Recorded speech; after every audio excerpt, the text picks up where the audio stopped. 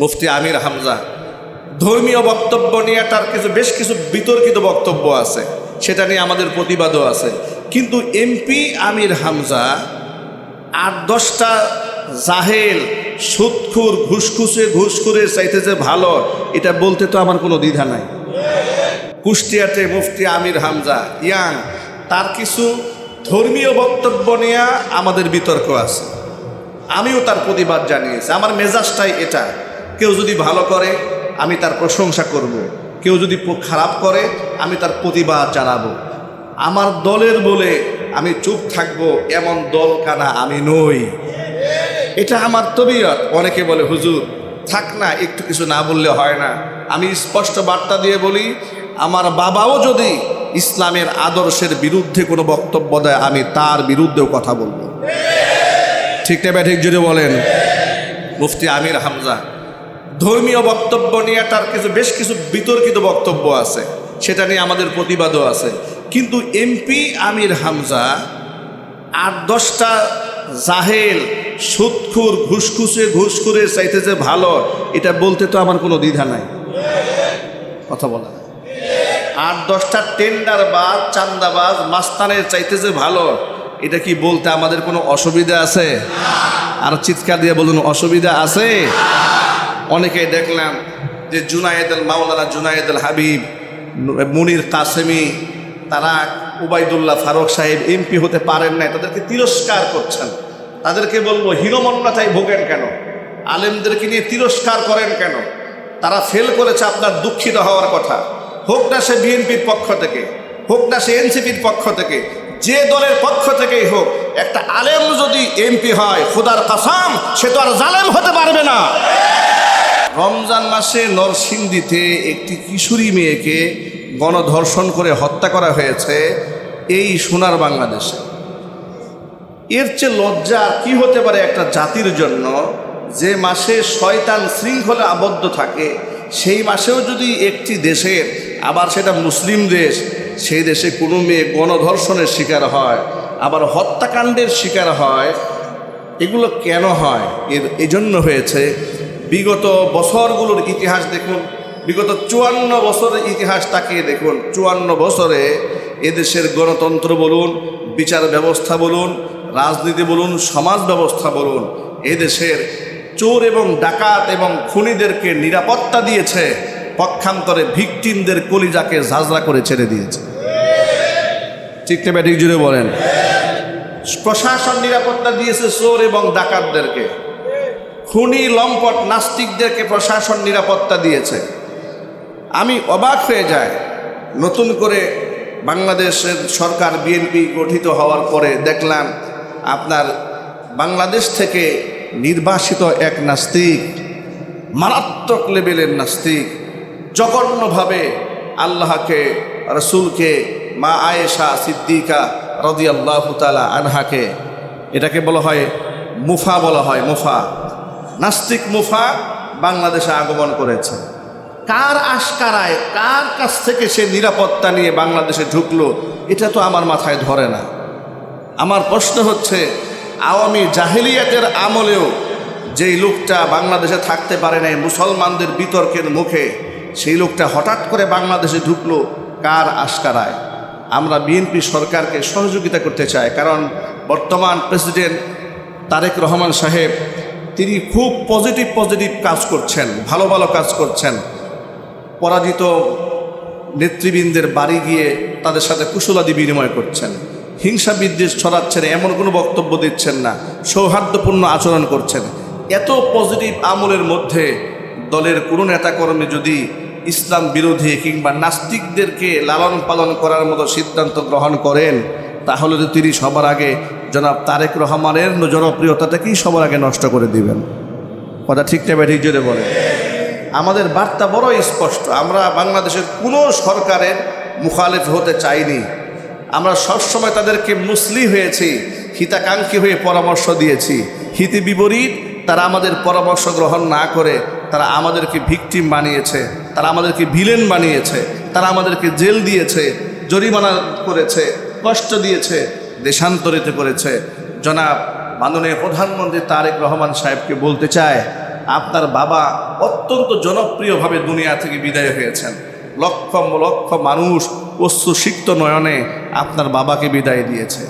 আপনার মা দেশনেত্রী বেগম খালেদা জিয়া লক্ষ লক্ষ মানুষের অশ্রুসিক্ত নয়নে তাকে বিদায় দিয়েছে। বাংলাদেশের সর্বকালের সর্বসেরা জানাজা আপনার মা উপহার পেয়েছে। সুতরাং আমরাও চাই আপনি আপনার বাবা এবং মায়ের পথে হাঁটবেন, আপনি খুনি হাসিনার পথে হাঁটবেন না। কিন্তু আপনার এমপি এবং মন্ত্রীরা মাঝে মাঝে ইদানিং এমন এমন কথা বলতে শুরু করেছে। দুদিন হয় নাই ক্ষমতায় এসেছে, এই মুফাকে, নাস্তিক মুফাকে দেখলাম বাংলাদেশে নিয়ে আশ্রয় দিয়েছে। এরপরে নাস্তিক মুফা কিশোরগঞ্জের সেই বিতর্কিত এমপি ফজু পাগলা, যাকে বলা হয়, আমি দুঃখিত তাকে ফজু পাগলা বলাতে। আল্লাহর কাসাম, কোনো ব্যক্তিকে হেয় করা মসজিদের মিম্বার থেকে আমাদের উদ্দেশ্য নয়, কিন্তু এই ব্যক্তিকে আমি ফজু পাগলা বলতে বাধ্য হলাম এই জন্য, সে বলেছিল যে মায়েরা তোমরা কোনো আলেম সন্তান গর্ভে ধারণ করবে না, কোনো আলেমের বাচ্চা তোমরা গর্ভে ধারণ করবে না। এমন ধৃষ্টতাপূর্ণ কথাবার্তা যে লোকটা বলেছে তাকে ফজু পাগলা বলতে আমরা বাধ্য হলাম। কথা ঠিক নেবে ঠিক? এই জাতির কপাল খারাপ, এই ধরনের লোক নির্বাচনে পাশ করে কিভাবে আমার মাথায় ধরে না। মনে রাখবেন, আল্লাহ জিব্রাইল পাঠিয়ে আমাদের সমাজ ঠিক করবে না। ইন্নাল্লাহা লা ইউগাইয়িরু মা বিকাউমিন হাত্তা ইউগাইয়িরু মা বিআনফুসিহিম। নিজেদের তাকদীর ভালো বানাবার চেষ্টা যদি নিজেরা না করি, মহান আল্লাহ তাআলা জোর করে আমাদের তাকদীর ভালো বানায় দিয়ে যাবেন না, সমাজ পরিবর্তন করে দিবেন না। ফজু পাগলারা কীভাবে রাষ্ট্রের নেতৃত্বে আসে? যারা ইসলামের শাসন ব্যবস্থা পছন্দ করে না, ইনসাফ চায় না, আলেমদেরকে তুচ্ছ তাচ্ছিল্য করে, ব্যঙ্গ বিদ্রুপ করে, এই ধরনের লোকেরা সমাজে কিভাবে এমপি হয়, মন্ত্রী হয়? এগুলো আমাদের পাপের ফসল। আমাদের আমলের ত্রুটি রয়েছে, বিগত বছরগুলিতে ত্রুটি রয়েছে। তবে হ্যাঁ, আমরা এ থেকে গত নির্বাচনে আমরা কিছু আশাবাদ ব্যক্ত করতে পারি। আলহামদুলিল্লাহ, ইতিমধ্যে বাংলাদেশের জাতীয় সংসদে বেশ কিছু আলেম নির্বাচিত হয়ে এমপি হয়েছে। এটা জাতির জন্য একটা পজিটিভ সাইন। তার কারণ দেখেন, বিগত 54টা বছর আলেমদেরকে মৌলবাদ, জঙ্গিবাদ, রাজাকার, আল বদর, আল শাম, সমাজের বুঝা, রাষ্ট্রের তার দায়িত্ব নাই। এদের দায়িত্ব শুধু মসজিদ, মাদ্রাসা, খানকা, ঈদগাহ, কবরস্থান, গুরুস্থান শেষ এখানেই করে দেওয়া হয়েছিল। সেই আসন থেকে তারা একটা বাড়িও বানিয়ে দিয়ে ফেলেছিল মোল্লার মসজিদ পর্যন্ত। ঠিক না ব্যাটিক যেটা বলে, এটা তো তারা বলে বেরিয়েছে বারবার। সেখানকার তাদের সেই কথার উপরে চপেটাঘাত করে এ জাতি দেখিয়ে দিয়েছে মোল্লার দর শুধু মসজিদ পর্যন্ত নয়, এখন মোল্লার দর জাতীয় সংসদ পর্যন্ত। শুধুমাত্র জাতীয় সংসদ পর্যন্তই নয়, মোল্লার দর আল্লাহর জান্নাত পর্যন্ত। ঠিক কিনা বলেন? যেখানে আলেমরা এমপি হয়েছে সেখানে অভাবনীয় পরিবর্তন সাধিত শুরু হয়েছে। আপনারা মাদারীপুরে দেখেছেন না, অল্প বয়সের ছেলে হানজালা কি শুরু করেছে? দুর্নীতির বিরুদ্ধে জিরো টলারেন্স গ্রহণ করেছে। কুষ্টিয়াতে মুফতি আমির হামজা ইয়াং, তার কিছু ধর্মীয় বক্তব্য নিয়ে আমাদের বিতর্ক আছে, আমিও তার প্রতিবাদ জানিয়েছি। আমার মেজাজটাই এটা, কেউ যদি ভালো করে আমি তার প্রশংসা করব, কেউ যদি খারাপ করে আমি তার প্রতিবাদ জানাবো। আমার দলের বলে আমি চুপ থাকবো এমন দল কানা আমি নই, এটা আমার তবিয়ত। অনেকে বলে হুজুর থাক না, একটু কিছু না বললে হয় না। আমি স্পষ্ট বার্তা দিয়ে বলি, আমার বাবাও যদি ইসলামের আদর্শের বিরুদ্ধে কোনো বক্তব্য দেয় আমি তার বিরুদ্ধেও কথা বলবো। ঠিক না ব্যাঠিক যদি বলেন? মুফতি আমির হামজা ধর্মীয় বক্তব্য নিয়ে তার বেশ কিছু বিতর্কিত বক্তব্য আছে, সেটা নিয়ে আমাদের প্রতিবাদও আছে। কিন্তু এমপি আমির হামজা 8-10টা জাহেল, সুদখুর, ঘুষখুরের চাইতে যে ভালো, এটা বলতে তো আমার কোনো দ্বিধা নাই। কথা বলা, 8-10টা টেন্ডারবাজ, চান্দাবাজ, মাস্তানের চাইতে যে ভালো, এটা কি বলতে আমাদের কোনো অসুবিধা আছে? আর চিৎকার দিয়ে বলুন, অসুবিধা আছে? অনেকেই দেখলাম যে মাওলানা জুনায়েদ আল হাবিব, মুনির কাসেমি, তারা উবাইদুল্লাহ ফারুক সাহেব এমপি হতে পারেন নাই, তাদেরকে তিরস্কার করছেন। তাদেরকে বলবো হীনমন্যতায় ভোগেন কেন? আলেমদেরকে নিয়ে তিরস্কার করেন কেন? তারা ফেল করেছে, আপনার দুঃখিত হওয়ার কথা। হোক না সে বিএনপির পক্ষ থেকে, হোক না সে এনসিপির পক্ষ থেকে, যে দলের পক্ষ থেকেই হোক, একটা আলেম যদি এমপি হয়, খোদার কসম সে তো আর জালেম হতে পারবে না। মানুষকে ব্যঙ্গ বিদ্রুপ করেন কেন? উপহাস করেন কেন? তুচ্ছ তাচ্ছিল্য করেন কেন? গোটা বাংলাদেশটাকে তলাবিহীন ঝুড়িতে কারা পরিণত করেছিল?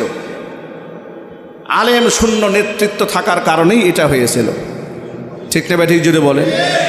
যারা যেখান থেকে ভালো করবেন আমরা তার প্রশংসা করব। হাসনাত আবদুল্লাহ জিরো টলারেন্স নীতি অবলম্বন করেছেন চাঁদাবাজদের বিরুদ্ধে, আমরা তারা অ্যাপ্রিসিয়েট করি, প্রশংসা করি। যে দলের পক্ষ থেকেই হোক, বাংলাদেশে যারা সরকারে আছেন, যিনি যেখানে ভালো করবেন আমরা তার জন্যই দোয়া করব। এই পর্যন্ত জনাব তারেক রহমানের প্রত্যেকটা কাজ এবং সিদ্ধান্ত আমাদের কাছে পজিটিভ মনে হয়েছে। ঠিকঠাক ব্যাঠিক যদি বলেন, খুব সাদা মাথা চলাফেরা মনে হয়েছে। আমরা চাই তিনি এই সততা ধরে রাখুন। রমজান মাসে আল্লাহর কাছে দোয়া করি তিনি যেন তার বাবার মতো চরম জনপ্রিয়তার শীর্ষে উঠে দুনিয়ার সফরটা শেষ করতে পারেন। তার মায়ের মতো সর্বোচ্চ জনপ্রিয় হয়ে তিনি যেন দুনিয়ার সফর শেষ করতে পারেন। তিনি যেন দালাল ট্যাগ না খান, তিনি যেন খুনি হাসিনা এবং তাদের প্রেতাত্মাদের সাথে আপোষনামার মধ্যে না যান। ইদানিং আমরা দেখতে পাচ্ছি খুনিদের আস্ফালন। বিভিন্ন সময় দেখা যায় খুনিরা ফেসবুকে লিখতেছে, সময় আর বেশি দিন বাকি নাই, তোমরা রেডি হও, আমরা কোমরে গামছা বাঁধতেছি। আমরা বলতে চাই বেশি তাফালিং ভালো নয়, বেশি তাফালিং ভালো নয়। এই বাংলার মাটিতে টুডে অ্যান্ড টুমরো খুনের বিচার হবেই হবে ইনশাআল্লাহ। একটু জুড়ে বলতে হবে ইনশাআল্লাহ বলেন। এই কথাগুলো কেন বললাম?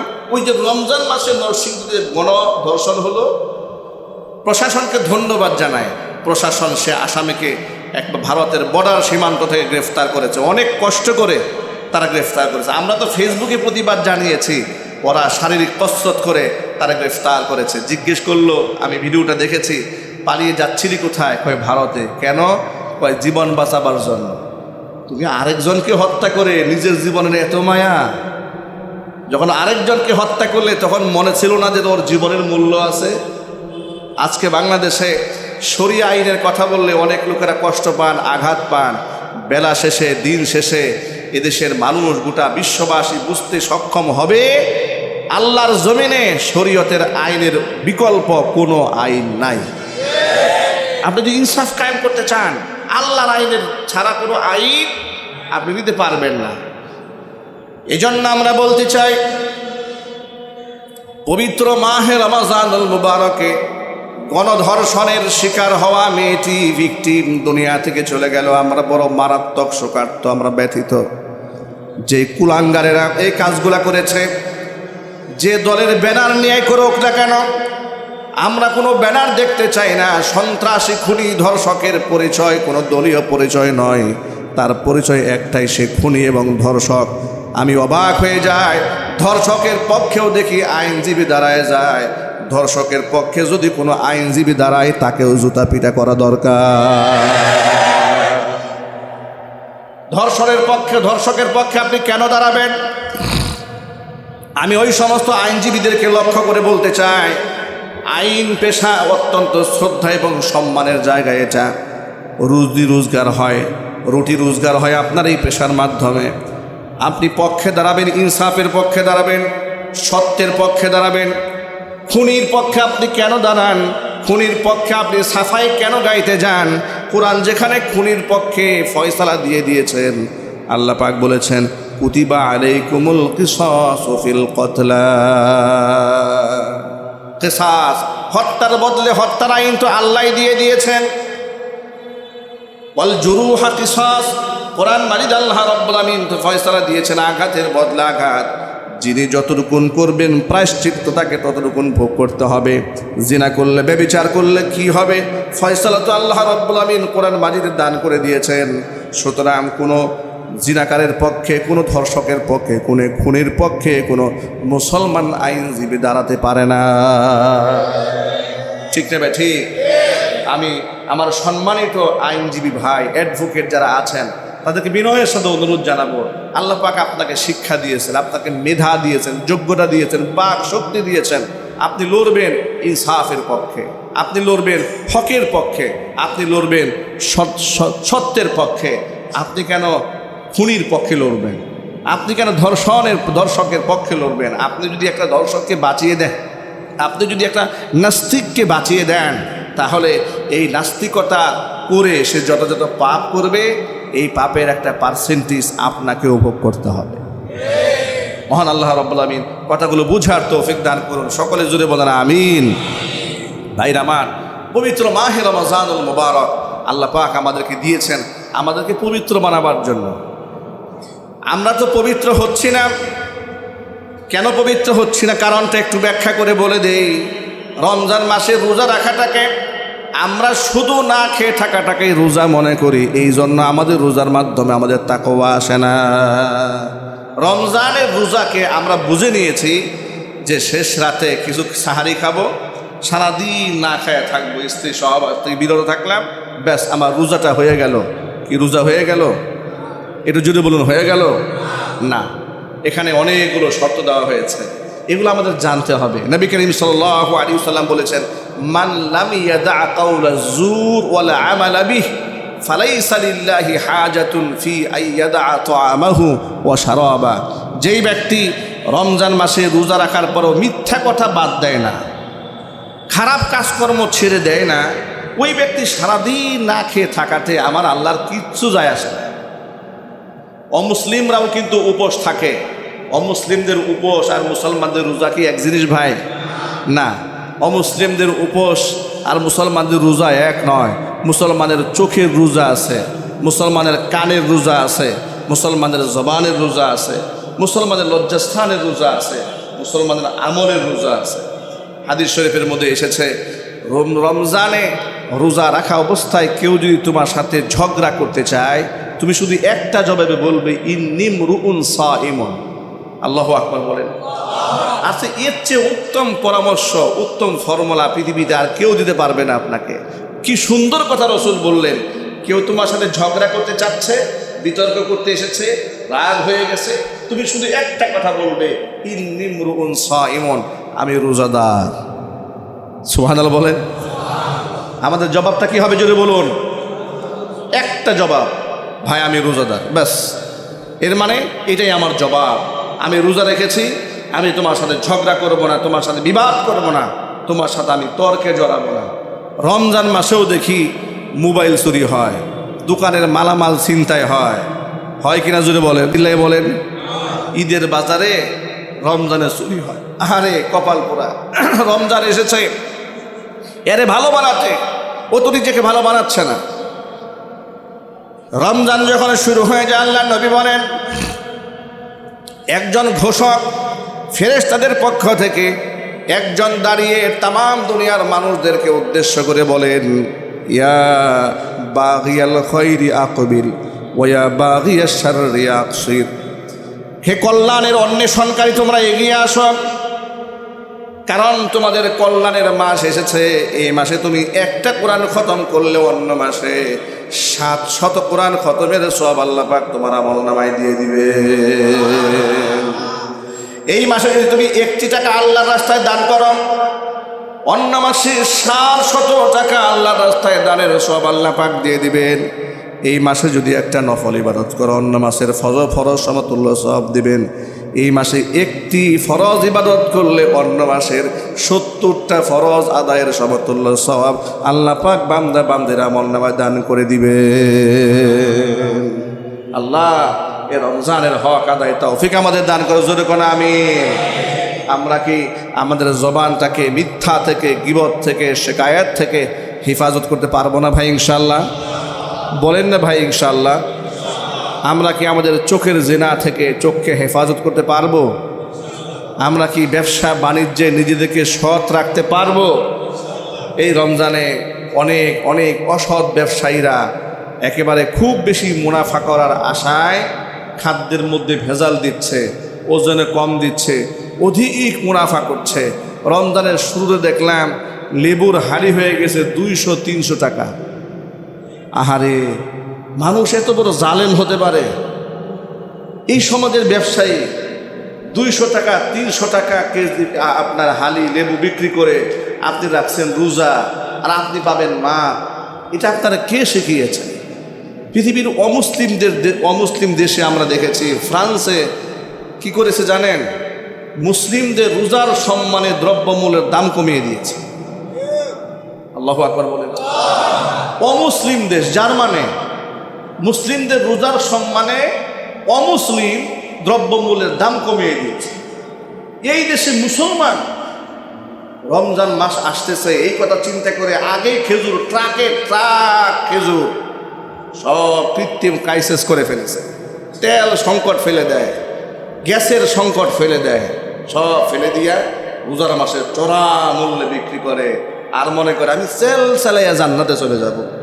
আপনার মতো ভণ্ড ব্যবসায়ী খোদার কসম সারা জিন্দিগি বা রোজা রাখলেও কাজ হবে না। কথা ঠিক নেবে, ঠিক চিল্লে বলে। আপনি প্রতারণা করেছেন মানুষের সাথে। কাপড়ের দোকানে কাপড় ব্যবসায়ী ভেজাল, ফলের দোকানে ভেজাল, গাড়ির প্যাসেঞ্জার গাড়িতে উঠেছে রমজানের রোজাদার, আহারে তাড়াহুড়া করে উঠেছে বাসে, বাস ভাড়া 20 টাকার জায়গায় কন্ট্রাক্টর বলে 30 টাকা দেন, না হয় নামেন গাড়ি থেকে। ভণ্ডামি আছে না নাই? আরো জোরে বলেন। আল্লাহর দরবারে বিচার আছে না ভাই? হিসাব আছে না? ঠিক এগুলা করে আপনি রমজানের রোজা রেখে শুরু করছেন, না খাওয়া থাকা শুরু করলেন। অটোওয়ালা ভ্যানওয়ালা এরাও মানুষের উপরে অনেক সময় জুলুম করে বসে থাকে, আবার এদের উপরে অনেক সময় মানুষেরা জুলুম করে। ঠিক না ভাই? ঠিক জোরে বলেন। আমি রাস্তাঘাটে দেখেছি অনেক অটোওয়ালাদেরকে লোকেরা মারে, পিটায়। গরিব মানুষ তো মারে। কেন মারেন? ঠিকই তো মারতে পারলেন, কিন্তু মার্সিডিজ চালিয়ে এসে যদি আপনার উপর জুলুম করে আপনি তারা মারতে পারেন না। অটোওয়ালাকে ঠিকই থাপ্পড় একটা মেরে দিয়েছেন। অটোওয়ালা 5 টাকা রমজানে বা ভাড়া বেশি চেয়েছে, আপনি তাকে এই নিয়তে 10 টাকা বাড়িয়ে দিতে পারেন যে রোজার মাস, এই বেচারা গরিব, সারাদিন কয় টাকা ইনকাম করে, এরও তো ঈদ আছে। কি ভাই আছে না? এরও তো ঈদ আছে, এর বাচ্চা কাচ্চা আছে। আপনি এই নিয়তে 10 টাকার ভাড়া 20 টাকা দিলেন, তারা বলেই দিলেন যে ভাই ভাড়া কিন্তু তোমার 10 টাকা, এই 10 টাকা দিলাম তোমার ঈদ বকশিস। কি খুশি হয়ে যাবে না? গরিব মানুষকে 10 টাকা দিয়ে আপনি যে খুশিটা করতে পারবেন, ধনীরা আপনি 10,000 টাকা দিয়েও সেই খুশি করতে পারবেন না। এরা অল্পতে তুষ্ট হয়, দরিদ্র মানুষের দোয়া নেওয়া শুরু করেন। এই জন্য এলাকার যত দরিদ্র মানুষ আছে তাদের সুখে দুঃখে পাশে থাকবো আমরা, বলেন ইনশাআল্লাহ। সাদাকাতুল ফিতর কার উপর ওয়াজিব? কে সাদাকাতুল ফিতর দেবেন আর কে সাদাকাতুল ফিতর খাবেন? এক ভাষায় যদি বলি, এক বাক্যে যদি বলি, যার উপর যাকাত ফরজ হয় তার উপর সদকাতুল ফিতর ফরজ হয়। আমি আবার বলি, যেই ব্যক্তির উপর যাকাত ফরজ সেই ব্যক্তির উপর সদকাতুল ফিতর ওয়াজিব হয়। কিন্তু পার্থক্য কি?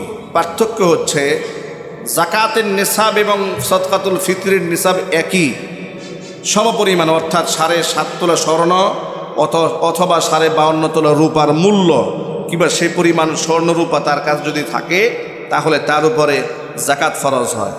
যাকাত ফরজ হওয়ার শর্ত হচ্ছে গোটা 1 বছর তাকে সম পরিমাণ মালের মালিক থাকতে হয়। কিন্তু সদকাতুল ফিতর ওয়াজিব হওয়ার জন্য বছরখানেক মালিক থাকতে হয় না।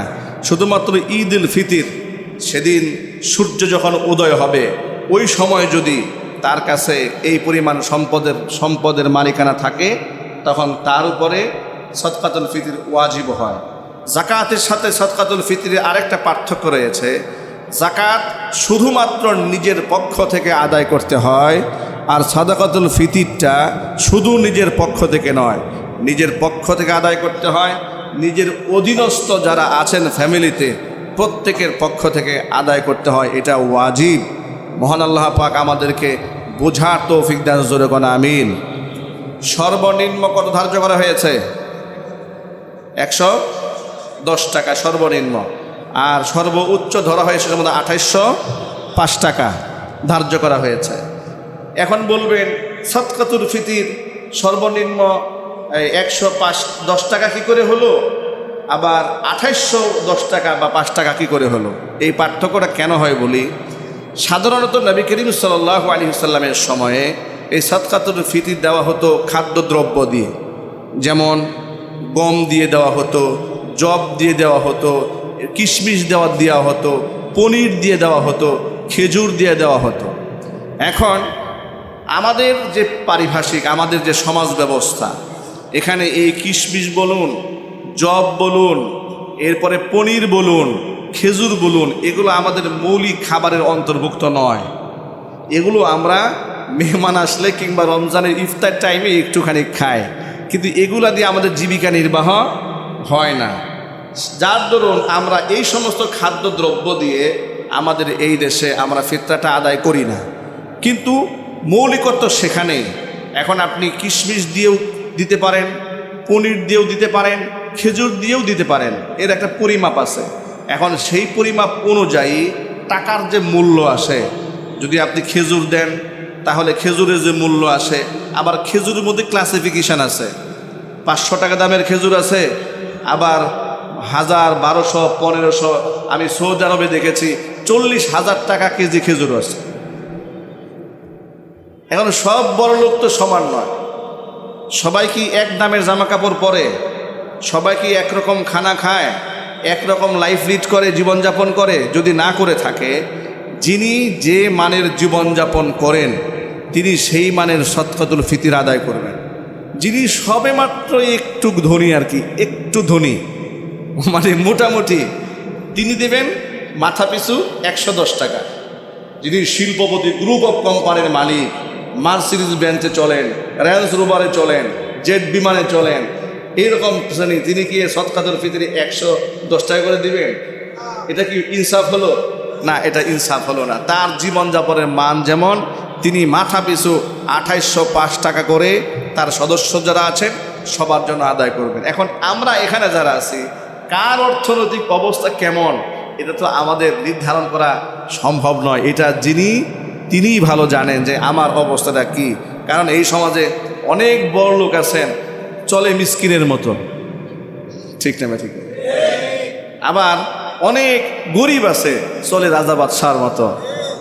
এটা একটা মানে আপনার মানুষের রুচিবোধের ব্যাপার। একটু পরিচ্ছন্ন থাকেন, একটু নিট অ্যান্ড ক্লিন জামা কাপড় পরেন, এটা মানুষের একটা অভিরুচির ব্যাপার, এটা দূষণীয় নয়।